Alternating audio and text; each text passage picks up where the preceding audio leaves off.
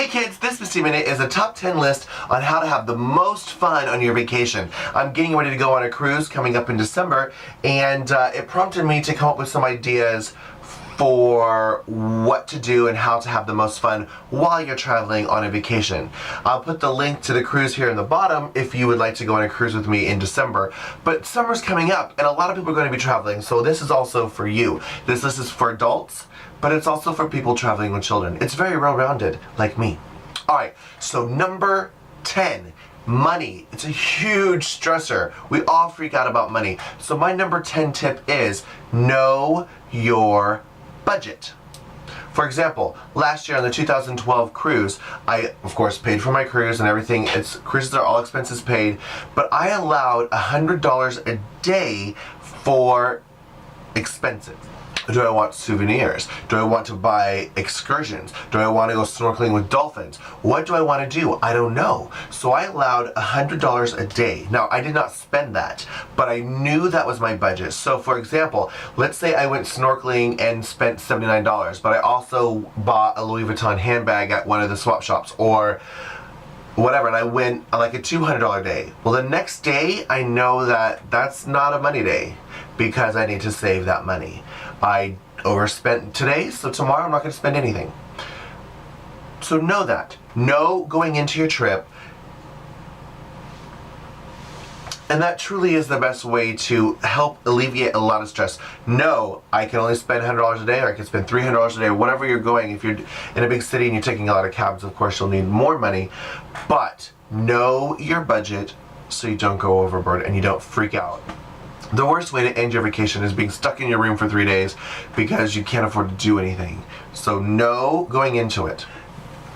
Now I will tell you a quick pointer, working in the biz, alcohol is a trick. You're going to spend a lot more money on alcohol than you think and or realize. You're out having a good time and you want to have fun, but keep an eye on it. Maybe don't put the credit card down as a tab. Pay as you go, because that way you're not spending a lot more money than you realize. Alright, number 9.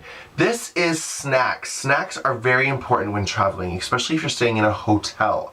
If you're going out of town, like let's say for example, I just went to Chicago. When we first checked into the hotel, there was a maid on the hallway and I called her to my room and I said, hey, excuse me, can you please empty the fridge and take all the snacks? Because I'm going to come back drunk one night and I'm not going to want to eat that Power bar or that Snickers bar or whatever. And I don't want to accidentally think that I bought that Gatorade and get charged for it. So I had to empty all the food and all the drinks in my room, and I went to like a Quick Trip or 7-Eleven or a little deli mart or some corner place, and most cities have them on every corner. Like literally in New York, you can walk 10 feet and there's always going to be like a little store. And get the Gatorades and the snacks. Snacks is really important, A, for your room, because if you're waiting for your friends or if you're stuck in the room for a while and you're like, oh God, I'm so hungry, we're not gonna go eat, and the show dinner theater's at 8 o'clock or whatever, I need to eat now. Or if you wake up in the middle of the night and you can't get up and go to the fridge, you know. So always plan ahead, but especially if you have children, you want this for the room, but you'll also want it for your grab bags or your snack backpacks or whatever. The danger sign, because whenever kids get hungry and they don't really know it, they're going to get really cranky. So always keep a little, snack for them. It's very important. Alright, number 8. Number 8 is all about games. When you're traveling, there's a lot of downtime. If you're in the airport on a 2-hour layover, or you're going to be stuck a lot of random places while you're going. This is the time to pull out the games. If you're in the airport, maybe bring out cards, or there's a game where you could do rocks and you move them, I can't remember what it's called, but you move it from hole to hole, or like a peg leg, or strategy games, or IQ games, and the best games would be to get each other involved.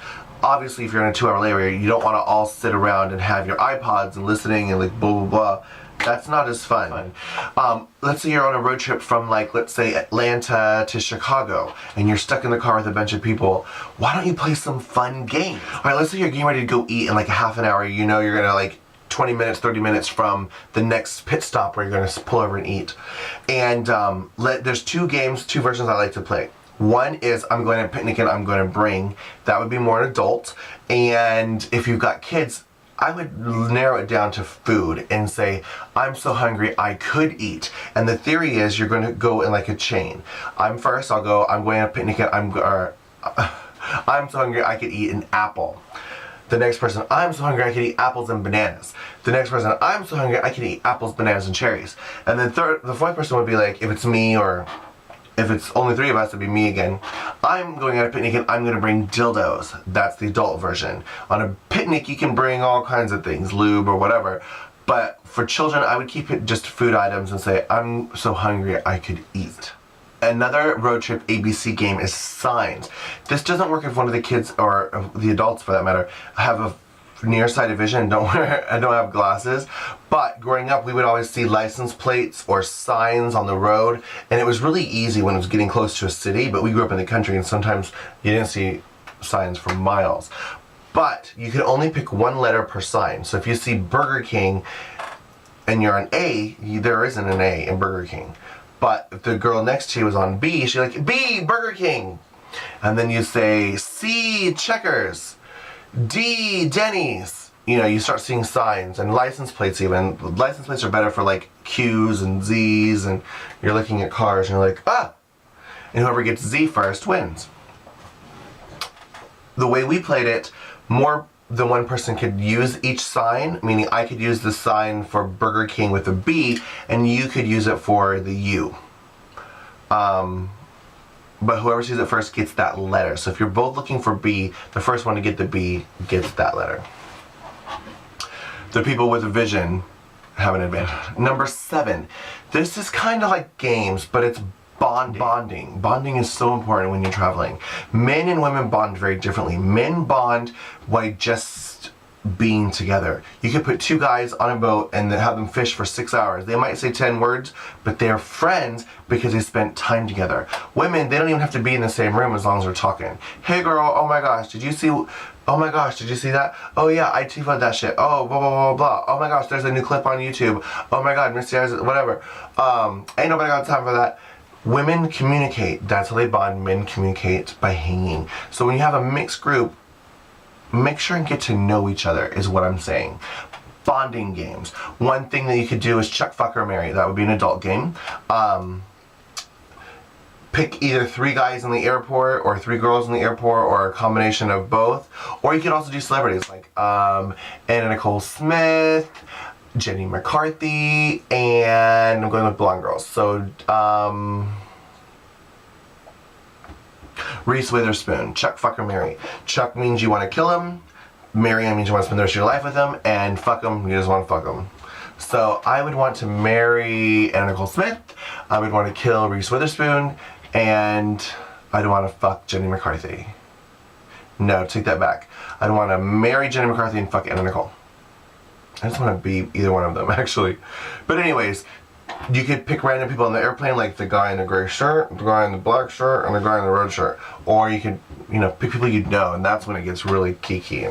Another bonding game to play with your friends while traveling is 2 lies, 1 truth. That's a good get to know you. I mean, sometimes we could say a truth, and it might sound like a lie, like, I've never had sex before. But that's a way to get to know them. Or, something really scandalous that's a truth, and it kind of messes it up, like, ooh, that's hard, Another thing that I love playing while traveling is Cocology. It's kind of a personality, and we do this a lot on planes when we're traveling. We read it like, I'm going on a journey and I'm going down a basement. How many steps do you have? The only thing is, some of these games you need a pen and paper, so you need to write your answers on a paper and then together explain, like, oh, if you're going into a basement, the 37 steps means this, 10 steps means this, and you get to learn about yourself and other people that you're with, and it's so much fun. However, warning, you're gonna want to discover if there's someone in your group, and there's almost always someone in your group that will say they like eggs even though they hate them because somebody popular or somebody they want to be friends with says they like eggs. And this game is only best when that person goes first. Maybe, like, if I know somebody in our group is going to change their answer, I always go last because I'm usually the one reading the games. But I don't change my answer. I know that I want to learn about myself, and I don't want to say, oh yeah, I like eggs too. You know, I want to say my answer because I want to learn about myself. So make sure they go first. Number 6 is shocking. Exercise. Use your vacation to exercise. This is a great way to make exercising fun and sneak it in. For example, walking around Walt Disney World, walking around museums, walking around anywhere. You're going to be doing a lot more walking and sightseeing, and that's a great way to trick it in. But also, why don't you go on, like, if you're on a cruise, take a hiking excursion. You know, do something with some physical activity, because number 1, it's going to help your jet lag. Number 2, it's going to make you tired when you get back to the hotel, like, oh, today was amazing, I'm so tired, I just want to crash. It's going to really help speed your metabolism. It's going to help you sleep. It's going to make your vacation that much more well-rounded. But also with exercising with children, if you're traveling with children in the car, whenever you get to your pit stop for gas or whatever, tell the kids, hey, time to go play hopscotch. Go run around the building 3 times, or go play tag, or what if they're a bunch of boys, flag football or whatever. Make them run the house down, because if you have kids, that's going to wear them out, and plus a lot of kids can't stay still for so long. So give them a chance to just get that energy and burn that fuel real quick, and might also put them to sleep in their car. Number 5, remember, this is your vacation. What does that mean to you? Now, this only becomes tricky when you're traveling with a group of friends. My vacation might not be your vacation.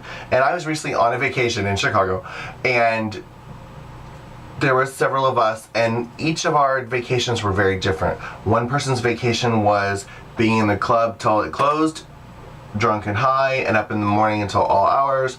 Another person wanted to get up and go sightseeing and see the Empire State Building and the Science and Industry Museum. So in the bonding games, what I would do, especially, and this really matters if you've never been somewhere like the Bahamas or Chicago or whatever, find out what everyone wants to do and create a very loose itinerary. Like, oh my gosh, we've never been to the Empire State Building, we have to do that. Or the John Hancock in Chicago.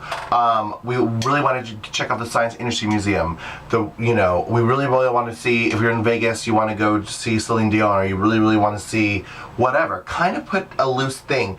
That way, we can all do our vacation. If my vacations tend to be go, go, go, go, go. I want to do everything.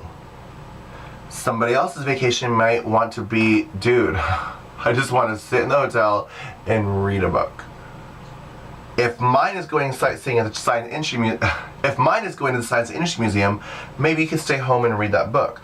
Or if my vacation is spending as much time as I can in the pool, maybe you can go to the pool with me and lay under the umbrella and read your book while I'm swimming laps or jumping off the diving boards or whatever. The trick is to try and incorporate everyone's vacation together.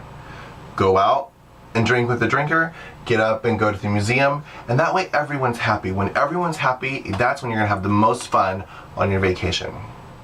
Number 4, allow yourself to relax, especially if this is part of your vacation. If that's what you really want to go on vacation for, is to get away from your cell phone and your whatever and just get away, do that. But even if you're like me, go, go, go, go, go, force yourself to relax. Like every day, I try to pick a time, and it's just like, look, I'm just gonna lay here for an hour. That doesn't mean I'm gonna sleep, it just means I'm gonna do a menial task. This is a great way to do things that you've been putting off. Organize your address book, organize your photos on your cell phone, categorize your things on iTunes. You know, all these things that, oh God, if I ever had an assistant, or if I need to do that. It's a great time to do that, or reply to people's emails or whatever. Just, it's okay to have downtime. It's okay to relax. And even if you're not sleeping, you're still laying there doing nothing. Writing a paper, doing your homework, whatever you need to do, allow yourself on a vacation to do this, because while you're having fun out of town, it's not so boring. And also, if you're traveling alone, doing this in the airport is a great way to get out your chores that you've been needing to do that are menial. All right, now we're getting into some more important ones. 3, 2, 1, are you ready? 3, plan ahead. This is the true secret for all success on any vacation. Plan ahead. Plan ahead. And that's very basic, but I'm going to boil it all down for you. Plan ahead for everything. Take your flu shot. Take your vitamins. Make sure your immunity is boosted, because you're going to be around a lot of people that you're not usually around, stuck in confined quarters, whether it's on an airplane or in a boat or in a cab or whatever. With a lot of people around, you're going to be exposed to a lot of germs. Make sure your immune system is cute. Plan ahead. Security at the airport. That means don't wear belts, don't wear buckle up, lace up shoes, don't wear a corset, wear comfortable clothing that you can slip your shoes on and off. If it's warm weather, wear flip-flops. Just plan ahead that you're going to be disrobing and re-robing, and set yourself up for success. Another trip for the airport. When you're traveling in the airport, on a holiday, make sure and allow 3 hours instead of 2. For the mere fact, most people travel on holidays. Holidays are going to be very busy. Also, when you check in at the counter, first come, first serve. If you have an overbooked flight, guess what? If you're running in 10 minutes before your flight leaves, you might not catch it. Yeah, you're there in time, but they oversold the plane, your seat is bumped. First come, first serves mean you get priority. Also, if you're the type that likes to buy upgraded seats to first class, you can do that before everyone else shows up. Trust and believe, sitting there for 3 hours before your plane leaves is boring, but it saves a lot of stress later. Allowing for time. If you're traveling with drag queens or children, I would say add at least half an hour ahead of schedule. When I'm on a vacation and it's like, come on guys, hurry, come on, hurry. That's too much stress and that's not so fun. Allow for things like mistakes. Gotta go to the bathroom, I forgot to do this, I glued my eye shut, whatever. So if you're the ringleader of your trip, be like, hey kids, we have to leave at 6:30. Really, we have to leave at 7. They don't need to know that. Really, we have to leave at 7, but they don't need to know that. We have to leave at 6:30. Also, plan ahead your transportation, meaning sometimes your hotels have free shuttles. Plan ahead, sometimes cities have car services that are cheaper than cabs if you go a lot. Like I remember when I'm in New York, they usually have this like Lincoln Town Car Company come every morning and pick me up and take me where I have to go. And also it's summer, so you're probably going to be doing summer fun things. Summer lovin'. So anyways, bring your SPF, bring your bug spray. And if you're from the north, like my family is from Alaska, bring a sweater. I know this is shocking, but one thing I learned from traveling to up north to visit my family is we're completely opposite. I live in Florida, they live in Alaska. I live in Florida, my family lives in Alaska. We are the exact opposite in everything. You'd be shocked, amazed, and surprised. Now, they think that I love hot weather and it's all about sunny, sunny, sunny, and I think they love cold, right? No, it's the exact opposite. They love their heaters, we love our air conditioning.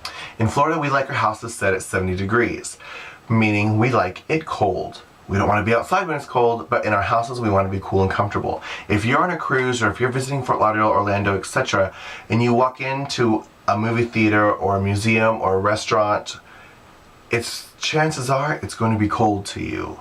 Make sure and bring a sweater if you're from up north and you're going somewhere to a sunny destination. Trust and believe, especially if you're older, you're going to want this. Sweatshirt, sweaters, something loose, a cardigan, whatever, because you're going to get cold. It's weird. And the last thing you want is only 80-degree weather clothes when you walk in and it's, 65-degree air conditioning. And if you're the type of person that's glued to your phone and you're freaking out because you can't get service, service internet, plan ahead for that. If you need the internet to constantly figure out where you're going or what the route is, etc., maybe you need to download the internet, but plan ahead for that, because if you're too busy freaking out because you can't get Wi-Fi somewhere, or where am I going to get Wi-Fi next, it's going to take a lot of fun out of your vacation. And the last thing I think you should plan ahead for is, if you're a heavier person and your thighs rub together and you're going somewhere hot and with a lot of, if you're going somewhere warm with a lot of walking, like let's say Walt Disney World, for example, you're going to spend the whole day walking, like hours and hours and hours and hours all day. If your thighs are rubbing together, one thing you might want to bring is silicone lube. It's weird. Or cornstarch or baby powder or something, because you're going to get a disco rash, and that is not fun. Plan ahead. Make sure you're not going to chafe. Speaking of silicone lube, always respect yourself, protect yourself. Plan ahead for that too. Bring condoms and lube, because it's better safe than sorry. You might not be there to have a good time in that aspect, but the worst thing you need is be like, oh, well, we can't do anything because I didn't bring anything. So plan ahead for that too. Number 2, this is one that I always forget, and I hate it because I have a camera in my purse and I always have my phone with me, which has a camera. I never take pictures. I always forget to take pictures. The number 2 thing I want you to do is document your trip. Make sure someone in the group is a designated photographer. And make sure you rotate as well, so the photographer's in some of the pictures, but make sure someone is always taking pictures or bringing a camera, because especially if you have a family or children, you're going to want to print those pictures out and actually put them in a scrapbook or a photo album. Be like, oh my gosh, remember 22 years ago when you were 5? We went to Hawaii. Or when you were 10, we went to Chicago. When you were 12, we went to the Bahamas. We went on the Island Check travel cruise with Misty Eyez, or whatever. Print those pictures out. Nowadays, I don't print any pictures out. I put all that shit on Facebook and things like that. But you know the album's there. How many times do you go back and look at that album? And if you're moving, or if there's a fire, or if, what are some of your most treasured keepsakes? Pictures. Print pictures. Document your trips.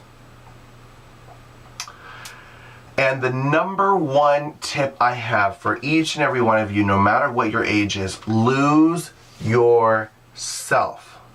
This means step outside of your comfort zone. If you're like the conservative, frilly school teacher in Indiana, well, guess what? On that cruise ship, you're not. Visiting Miami, you're not. In Hawaii or Michigan or whatever, you are not. These people don't know you. You don't have any social obligations to be that frigid bitch. You can be fun. It's allowed. You're on vacation. Have a good time. That means do things that you wouldn't normally do. For example, if you go to a show, like a magic show or whatever, and they say, I need a volunteer. Volunteer! You don't know these other people. They're not going to judge you. Have a good time. It's going to maximize your trip. It's going to make the most out of your vacation. And it's going to give you conversation over dinner, especially on a boat when you're sitting with people you don't know. Or when you go home and you're like, oh my gosh, you'll never believe it. We were in the Bahamas and Mom volunteered for the magic show and they cut her in half or whatever. Obviously that would be a trick they wouldn't do with a guest. But, case in point, go to drag shows, go to magic shows, go to museums. If you're not the type of person that takes the time out of your day to go to a museum, do it. And if you really aren't a museum person, find a dossier, which means a tour guide. The tour guide is a little bit extra, but the tour guide knows what's important and they know facts about things that you would never know. If I were to be walking around these museums by myself, I would just be like, that's pretty. Oh, I like that. Look at that. Oh, that's cute. All right, next. And then go to the next hall. But when you have a dossier or a tour guide, they're going to be like, okay, you wouldn't believe this, but this painting was owned by Martin Luther King Jr. and he sold it right before he died to so-and-so and or whatever. And they'll tell you stories about why it was painted or who it was painted for, what tragedy happened around it, and it's amazing knowledge. You're like, wow, I had the most amazing time. For example, I was in St. Petersburg and I went to the Ringling Brothers Museum. Whoa! So glad I got the dossier experience. Also, Salvador Dali, I did the dossier experience. And sometimes if you're in a museum, and this isn't always going to happen, but sometimes when you're walking around and you see a dossier experience, tag along. That way you get it for free. But I did this in Puerto Rico for the castle. There wasn't a tour starting, but there was a tour, I didn't know, it was almost over. But I jumped on that tour and I followed them for 3 things and then they were done. So I got the tail end of it, but I got to hear some facts I didn't know. And you can always ask questions too, that's a good thing. It's interactive, like, oh my gosh, well, I heard that Princess so-and-so did this, that, and you're like, oh yeah, well that's because whatever. And you learn. Vacations are all about doing, being, seeing, learning, and having fun. Again, lose yourself.